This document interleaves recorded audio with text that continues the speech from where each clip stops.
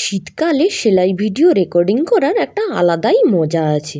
কেননা শীতকালে যেহেতু ফ্যান চলে না, তাই সেলাইয়ের অরিজিনাল সাউন্ডগুলো খুব ভালোভাবে রেকর্ড হয়। তাই আমার যদি কখনো ভয়েস দিতে ভালো না লাগে, তাহলে ওই অরিজিনাল সাউন্ড দেওয়া ভিডিওগুলো আমি আপলোড করতে পারি। কি ভালো না বন্ধুরা? হ্যালো বন্ধুরা, তোমরা সবাই কেমন আছো? আশা করি তোমরা সবাই ভালো আছো।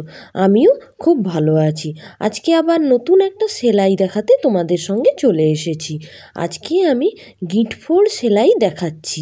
এই সেলাইটাকে ইংরেজিতে কি বলে তা আমার জানা নেই বন্ধুরা। তোমরা যদি জেনে থাকো তাহলে অবশ্যই আমাকে কিন্তু কমেন্ট করে জানিও, আমারও জানা হয়ে যাবে।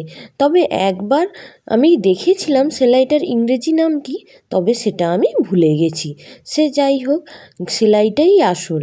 নাম কি হলো তা নিয়ে মাথা ব্যথা করার কোনো দরকার নেই। সেলাইটা দেখো বন্ধুরা, এটাকে বলে গিঁটফোড় সেলাই।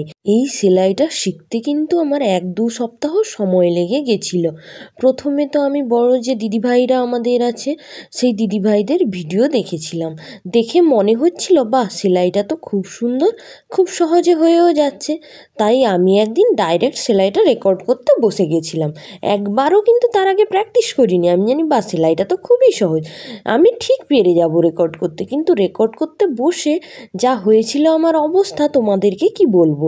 সেলাইটা তো রেকর্ড করতে বসে গেছি, তারপরে 5বার 6বার শুধু ভুল হচ্ছে, কিছুতেই সেলাইটা হচ্ছে না, পুরো উল্টোপাল্টা হয়ে যাচ্ছে। তারপর আমি নিজের ওপরেই বিরক্ত হয়ে গেলাম। বললাম ধুর, একবারও সেলাইটা প্র্যাকটিস না করেই মাঠে নেমে পড়েছি রেকর্ডিং করতে। তোমরা কিন্তু আমার মতো ভুলটা করো না।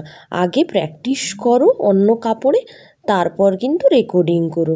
না হলে ওই আমার মতো হবে, 10 বার সুতো খুলতে হবে, কিন্তু তারপরেও হবে না সেলাইটা।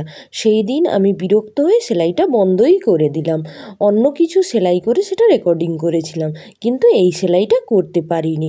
তারপরে আবার বড় যে দিদিভাইরা আছে আমাদের, সেই দিদিভাইদের ভিডিও গিয়ে দেখেছিলাম বা তারা তো সুন্দরভাবেই করছে, আমার কেন হচ্ছে না এই ভেবে ভেবে আমি 2-3 বার প্র্যাকটিস করলাম দেখে দেখে।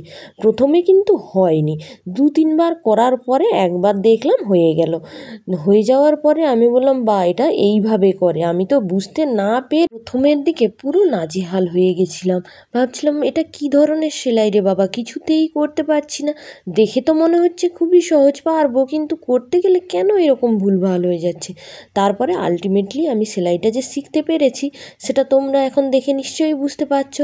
এখন পুরো একটা টিউটোরিয়াল ভিডিও নিয়ে চলে এসেছি তোমাদের জন্য, যাতে তোমরা সেলাইটা দেখো এবং দেখে শিখতে পারো। আমার ভিডিওটা যদি ভালো লাগে তাহলে অবশ্যই শেয়ার করো।